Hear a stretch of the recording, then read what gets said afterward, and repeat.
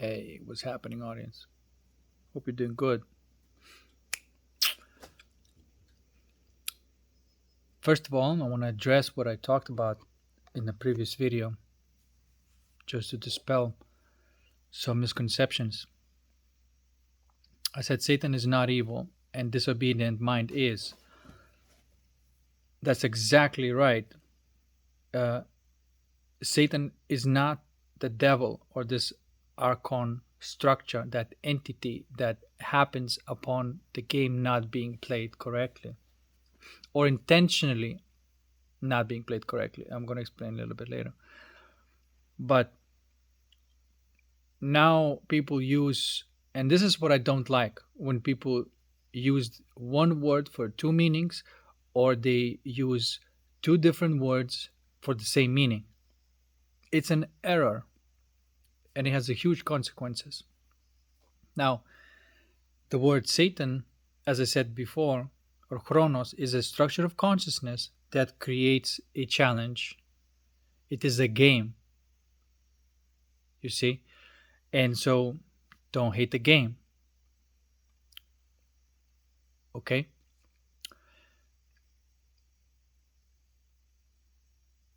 Now, if you don't play the game well, or you intentionally don't play the game well because you want to, you know, voluntarily be evil, then that creates a structure which then has to be sustained by feeding on the energy of the souls. And I'm now going to explain deeper about what's really going on, because last week I've had like a pretty significant alchemical challenge. I've done and dealt with stronger energies than that, but um, I consider that one to be a pretty big one. But all good. Once everything is alchemized, insights come. And so this is what came to me. All right. The first thing I want to say is that there are, in this particular insight, there are four types of souls. Okay? There are voluntarily evil souls that do all sorts of black magic rituals, and they know what they're doing, and they're voluntarily evil, and they uh, facilitate the stealing of the energies from the soul, which is the confidence and innocence energy, um, and feeding it into that archon, which you can call devil. And through that archon, it's just basically like almost like an operating system that spits out uh, all these negative thought forms, right? All of them, all the manipulating tactics, everything it spits out, right? So there's a voluntarily evil soul.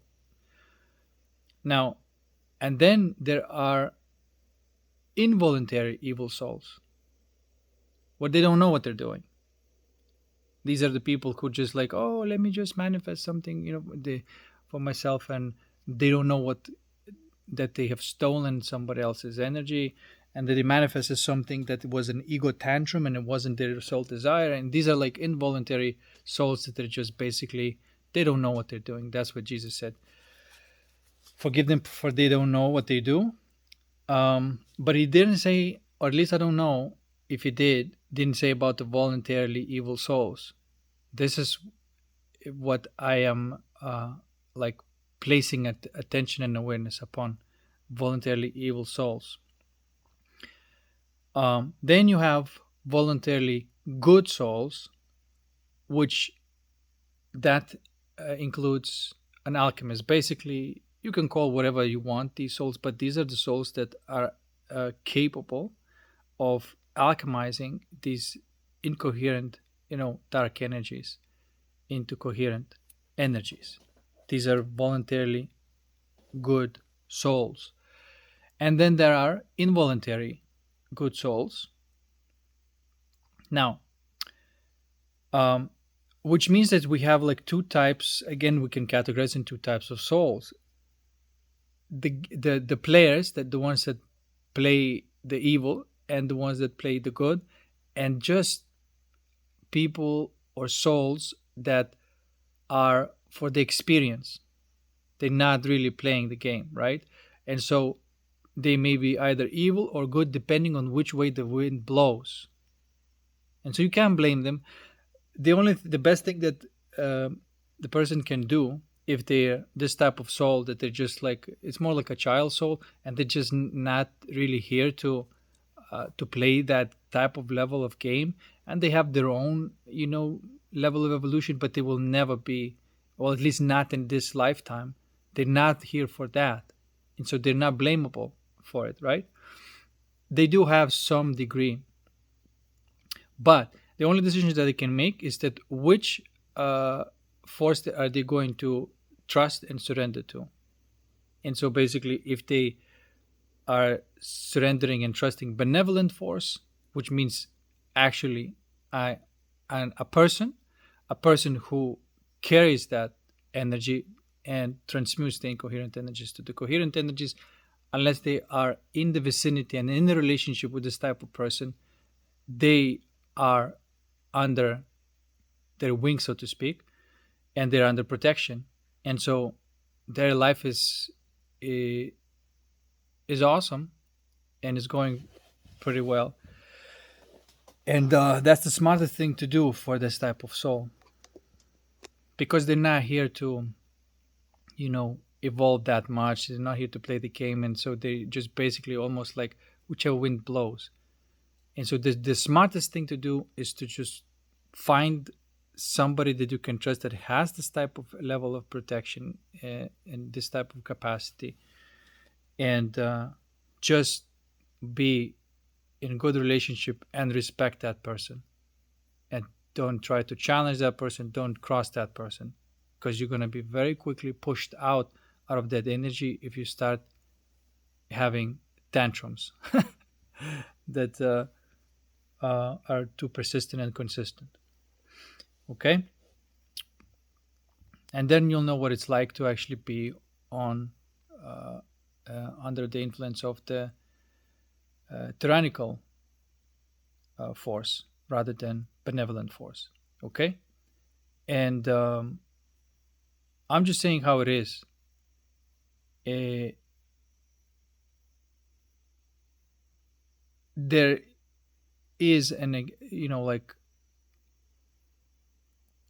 this came to me as an insight, and because it's not my opinion, it just came to me as an insight.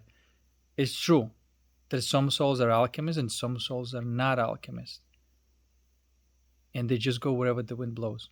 Okay, enough about that. So now we have the situation. Okay. um First of all, what it does, it just takes away the blame or any kind of like desire for these souls to be suns or stars when they're just planets.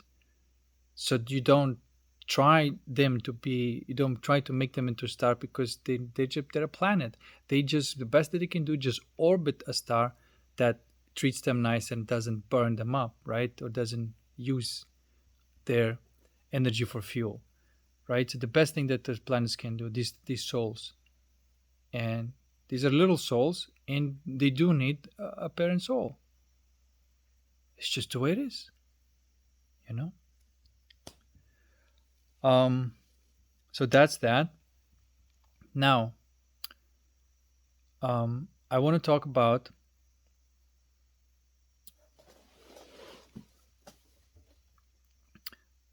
how that happens, how that archon energy happens, and how that feeds on a soul that basically, these are, you can call them innocent souls. And but it's difficult sometimes to call a person innocent when they're doing something evil, and they think that, well, that's just the way to play the game, or this is the way it works. But these people are involuntarily evil. They're not doing any kind of black magic rituals, but they're just subject to these influences, and they just contributed to it by not having their own connection to the source or any kind of intention. They're basically not alchemists. They do not have that type of capacity. Okay, And so then if the wind blows that way, that's the way they act, that's the way they do. And and and there are four, um, first of all, when that structure is introduced, you can call Satan or Kronos, is introduced for the sake of the game, and it splits that what you call Logos or Christ and Eros, or uh, I don't know, Virgin Mary for the lack of better expression, or maybe Holy Grail and Christ, I suppose, but basically the void and the divine spark. It splits those, and that's what it does. It splits, and so then the game is to the Logos and Eros to find each other back again, and that's the chemical process, right?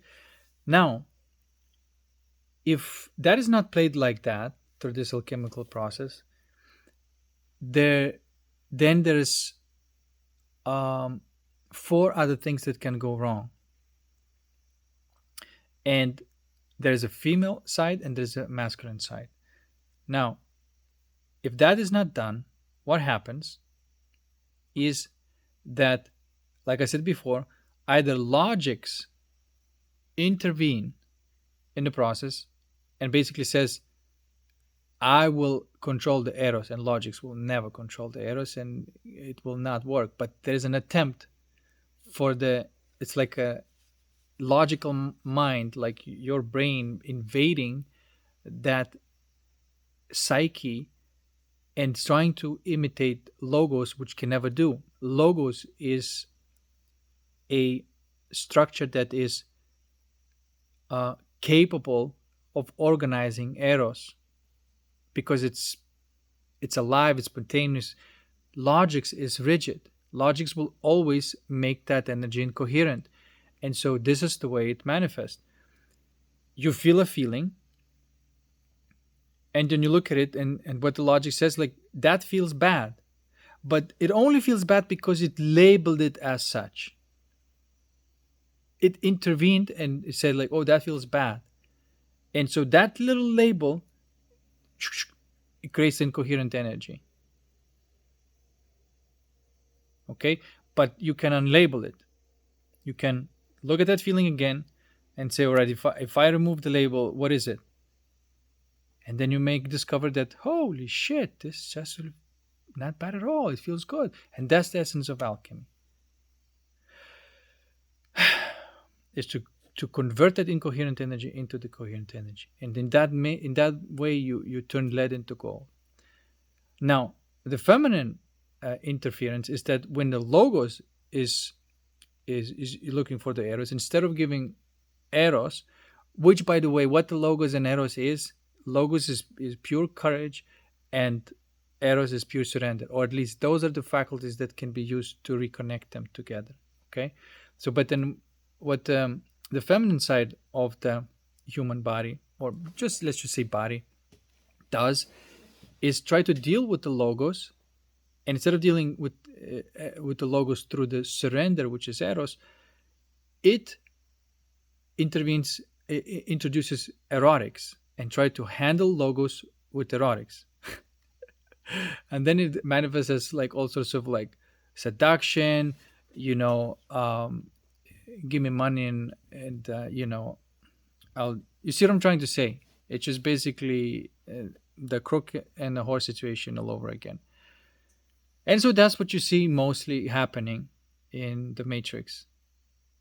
Okay, it's just basically those two dysfunctions that happens. That's mostly what happens. Now,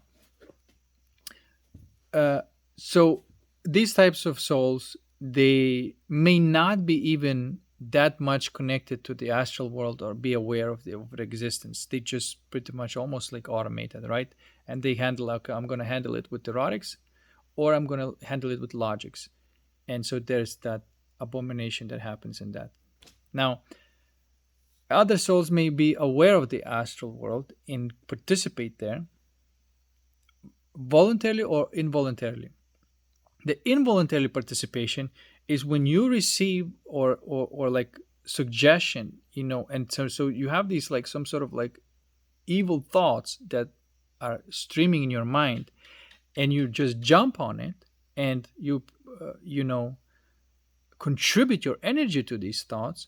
You're basically like involuntarily sustaining the black magic, right? You again, in this case, the soul is not doing it voluntarily.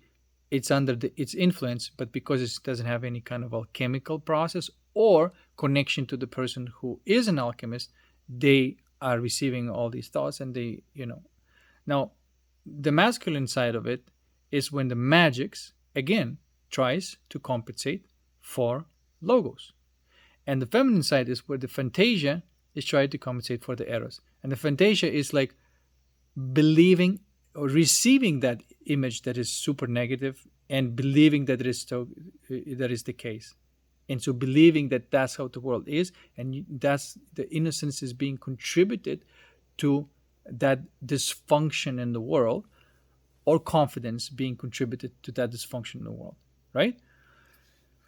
So those are the four ways, those are the four coping mechanisms that soul may engage, voluntarily or involuntarily, to cope with the fact that the lack of courage or lack of surrender,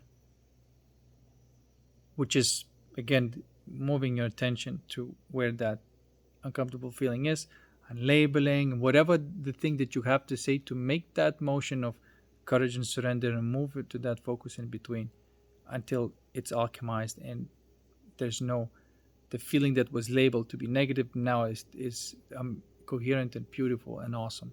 Okay, so that leaves us to voluntarily evil souls, where they voluntarily engage in black magic, and again, you need feminine and masculine. You need a somebody who does these rituals on a purpose, on a specific dates and cycles, and know exactly when to do them.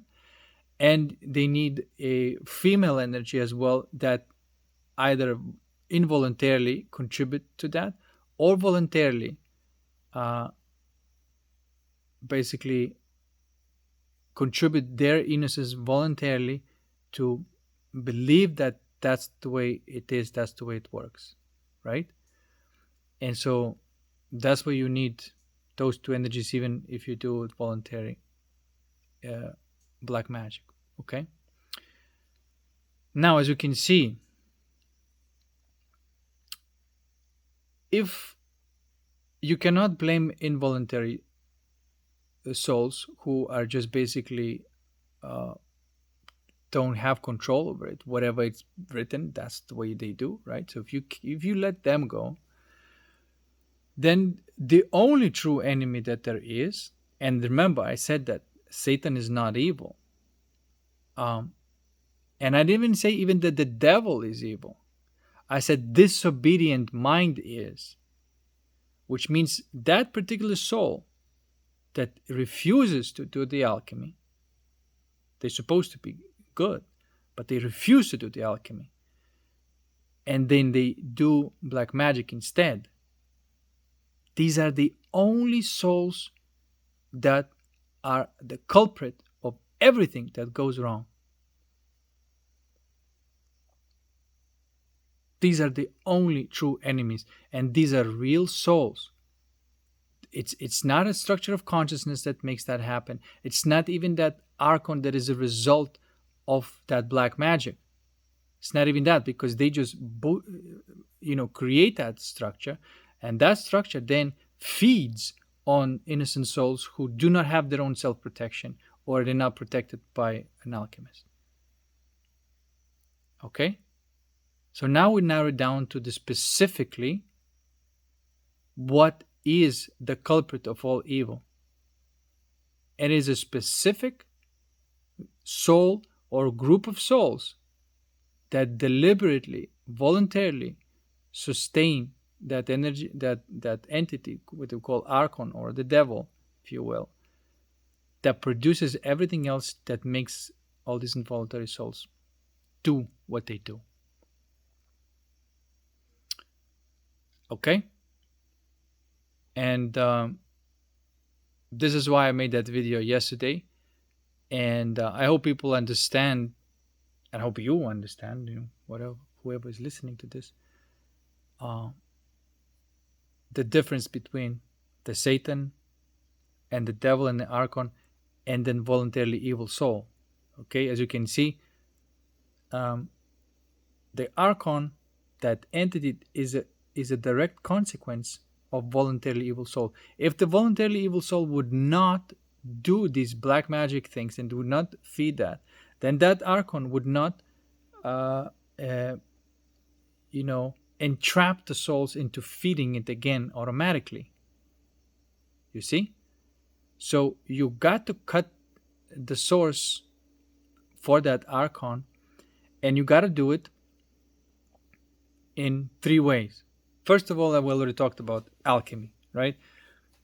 Alchemy will definitely keep you in a state of peace and bliss and protect you and anybody who is around you in a sort of like a goodwill connection with you.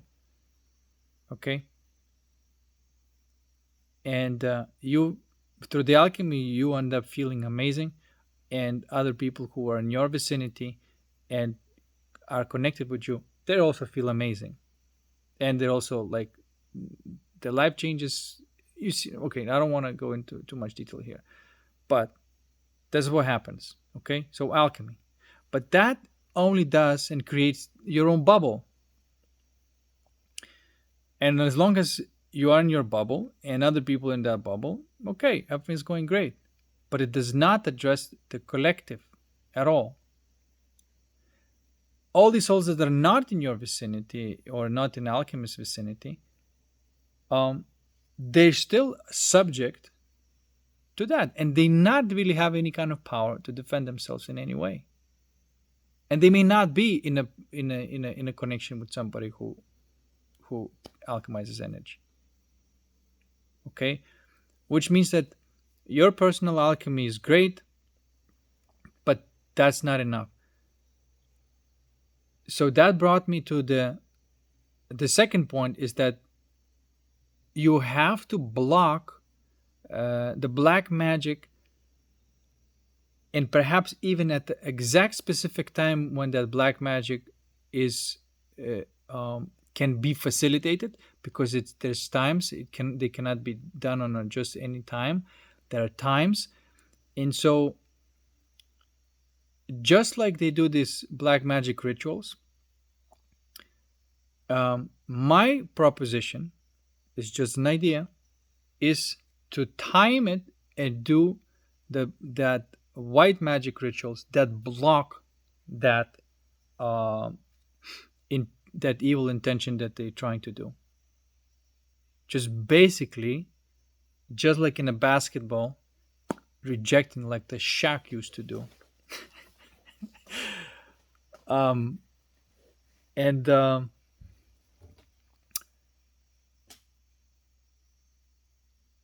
this is just an idea. I mean,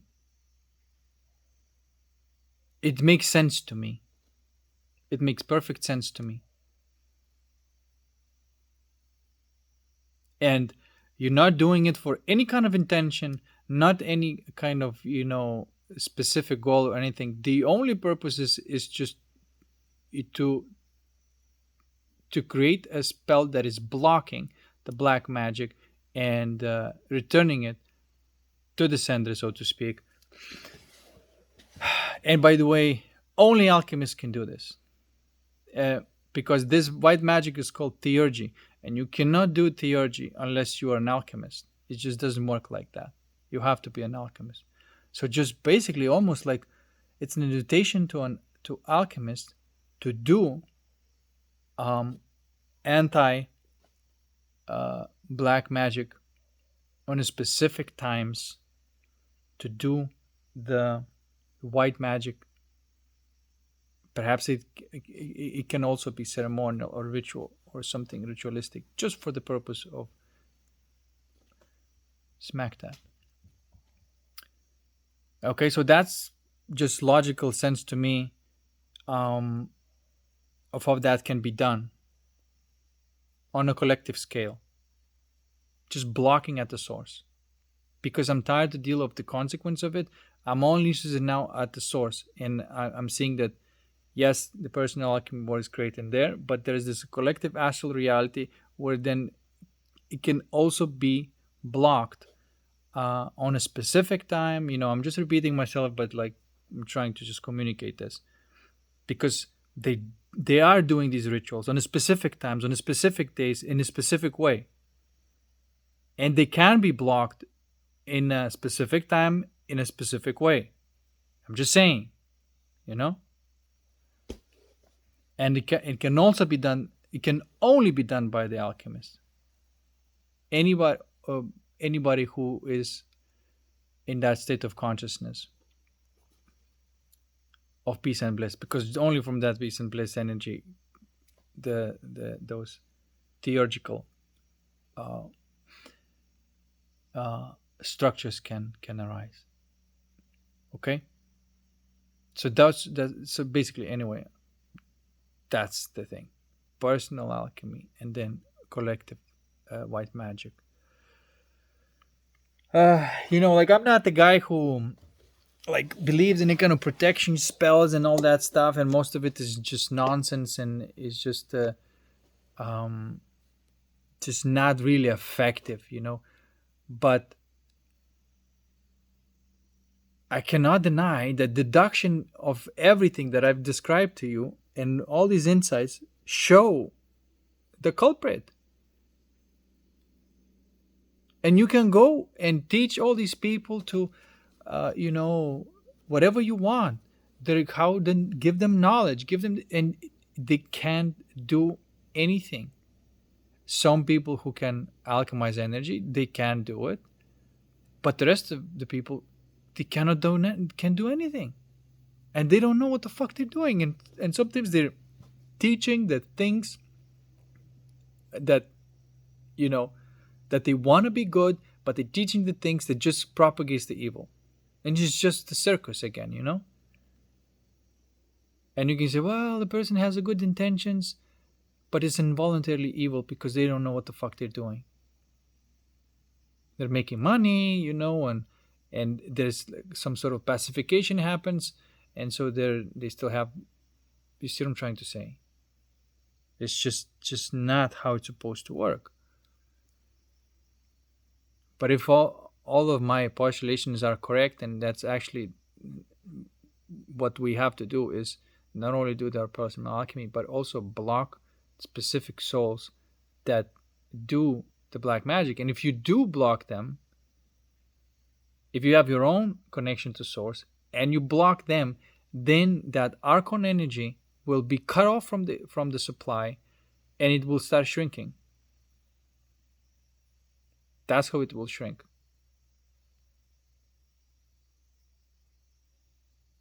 When all the alchemists turn on the gangster mode, that will shrink.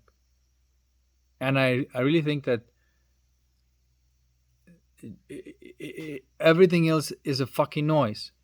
And there might be, again, just my inside talking. And I know that sometimes people talk about 144,000, right? That number is 144,000 chosen ones. Now, again, when somebody talks about that number, and they think that it's actually 104,000, I immediately know that they don't know, that they did not receive that information through the insight, and they don't know what they're saying, because it's not 144,000. Thousand, it used to be used that word to communicate infinity. 1,000 petals.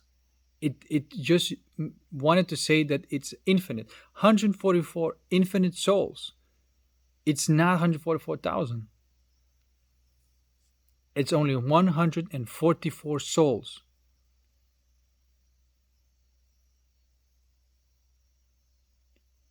That's it. And you can say, well, that's a very little small number. There's so much people in the world. Well, let me ask you, how many people you met that you had meaningful connections with? Because this number that's been told to you about, like, how many people are on the planet, is it's always been imagination. How many people you met? Because if this reality is holographic simulation, and you met that were significantly, that significantly impacted your life, and that number is going to be small.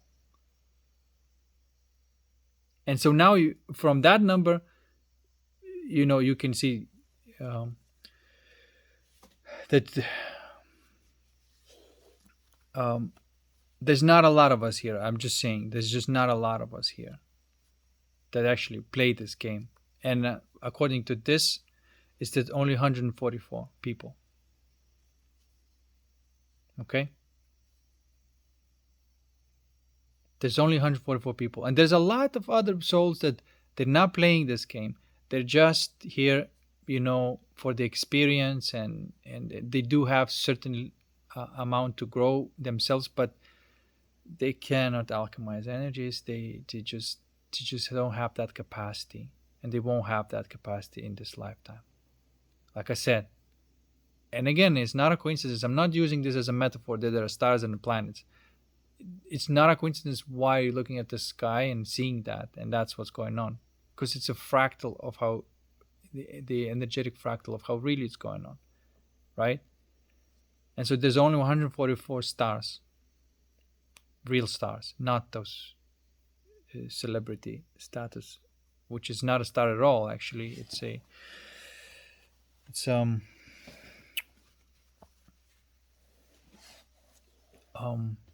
it's a different type of structure. But anyway, okay.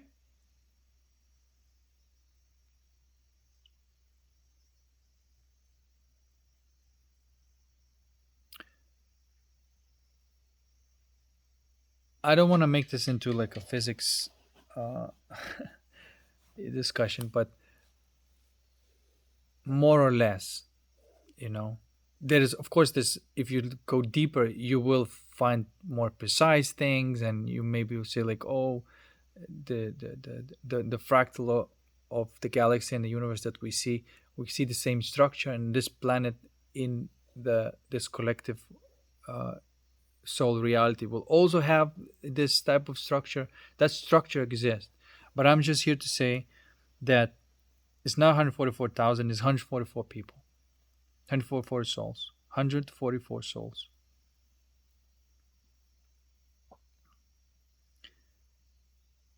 And that's all you need to um, block that, you can call it a tear in space time. That's all you need.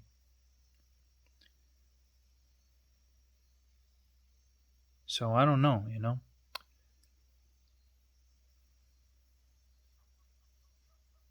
If you know yourself that not being an alchemist, and how do you know that that you're not an alchemist? Is, I mean, it's quite obvious. You live your life, and um and you don't experience these agonizing and uh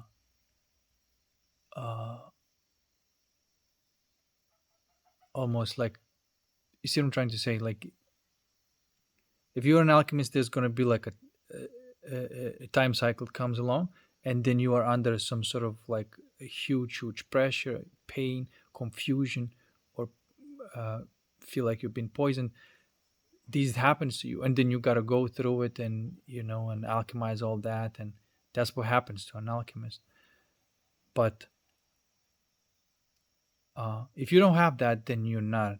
You just you don't have to deal with that.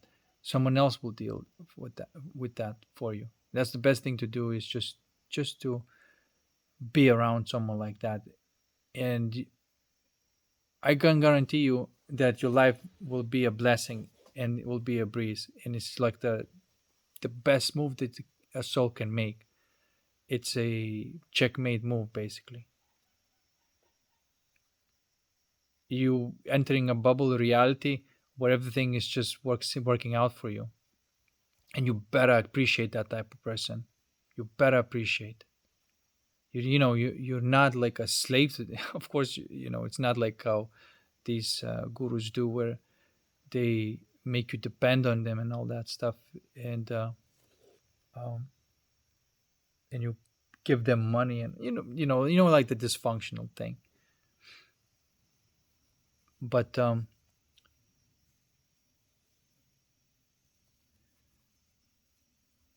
but it's just this type of relationship that you do know what that person does for you, and so you just a little respect, and that's it, and nothing else is needed from you. you know all right, so I think we've been through the whole insight, and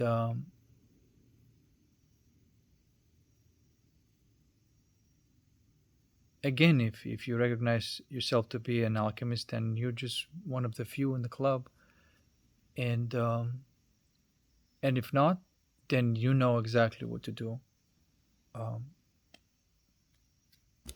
to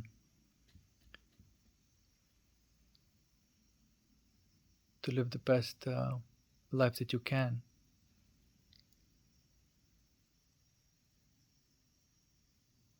That's it. I'm sure that, like, if those three things are done. Oh, and the last thing, I forgot to say that, of course, you have to calibrate. Well, I think I mentioned it, but like I can mention a little more. uh, the third thing is that you have to calibrate the people around you, and if the person comes into your, you immediately, the person first of all decides, they come into your field and they feel the energy, and they can decide, hey, I like this kind of thing, or shit, this is too much for me, or whatever. And if a person decides that it wants to be in your energy field, then you alchemize the energy for them, and then they're part of your tribe. um but if they obviously don't contribute in any kind of way, or don't don't want to live in this holistic way, then they're out of it, and it just happens automatically. But um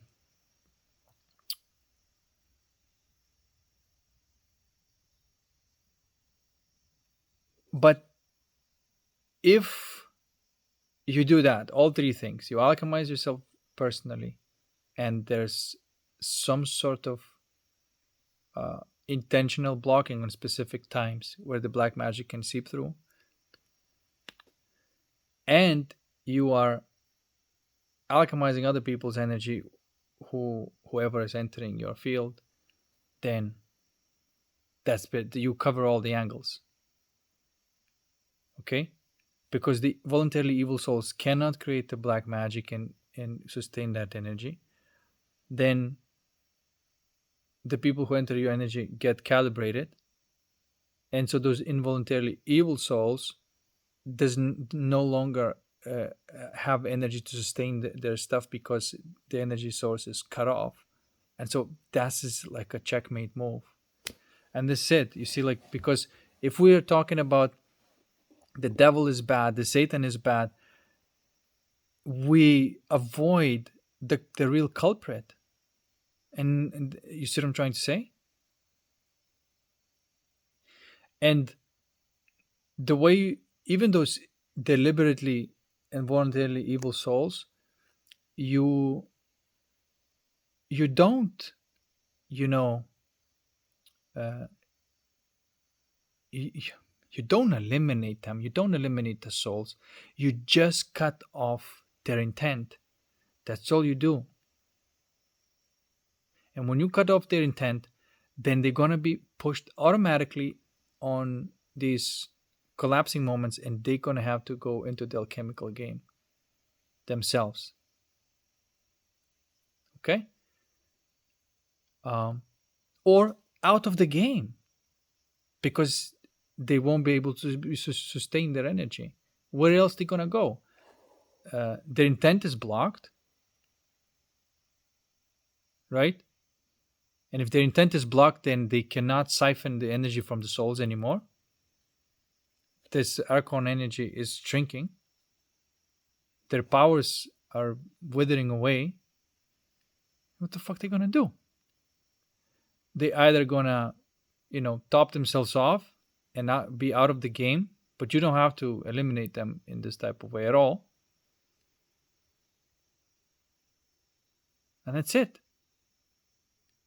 It is like a cutting the energy supply, right? Like if your computer is doing something horrible that you don't want it to do, just turn off the fucking power. Just unplug it. Right? And that's the checkmate move. And it also places responsibility where it belongs, and it does not approach it in violence and anger. And I think this is just such a beautiful move that's it.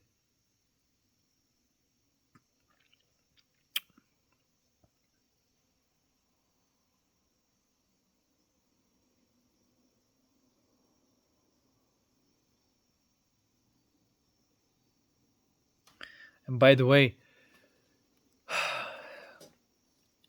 the most power that they would have is if if the if those alchemical souls are not doing their job. That's why um that's where they get the most energy from. But if they're doing their job in a personal way and the blocking on the collective level, that's it. I don't know, like everything I learned about consciousness is just pointing to that way. And look, I was very careful not to believe anybody, not to say, not to believe this, not to believe that, and I think this is legit.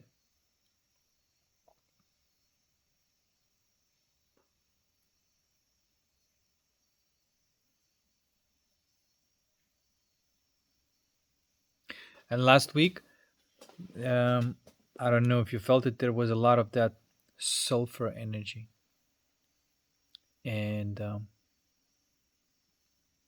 it was very interesting energy.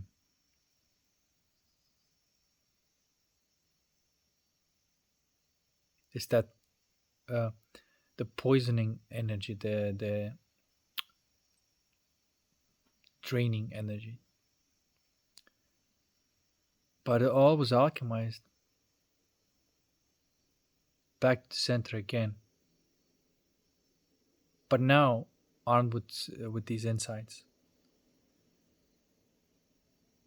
So again, all you gotta do, just keep on alchemizing, and I don't know. I'm just gonna be doing a little bit of studies to see those cycles and when those rituals are being done, and how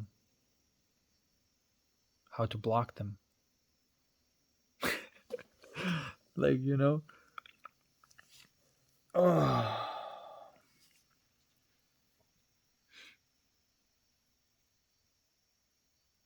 To see if it's effective. Like if anybody's doing a black magic ritual in a specific time, it has an effect on the reality, which it does. Then, which means that anybody doing the white magic ritual on this specific time will have the reality on counteracting reality on this. It just makes sense to me. But it's not random. It's not just personal. It's a very specific um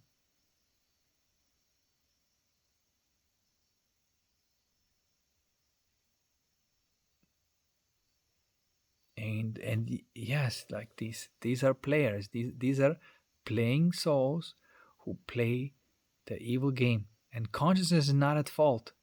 the structure of consciousness is not at fault. It's the souls, it's the players that do it. Specific souls that can be found and known who they are, where they're from, and kept at bay. It can totally be done.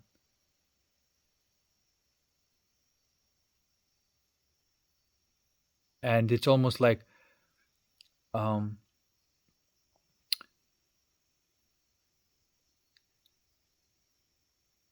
everything's lawful. They play the game for long enough, and the time just came to an end. And now they're gonna have to either play the right way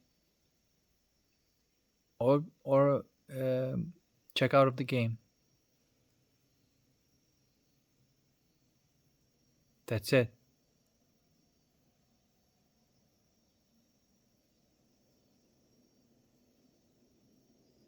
That's it. All right, guys. Hopefully you enjoyed my little video. Peace, and I'll see you in the next one.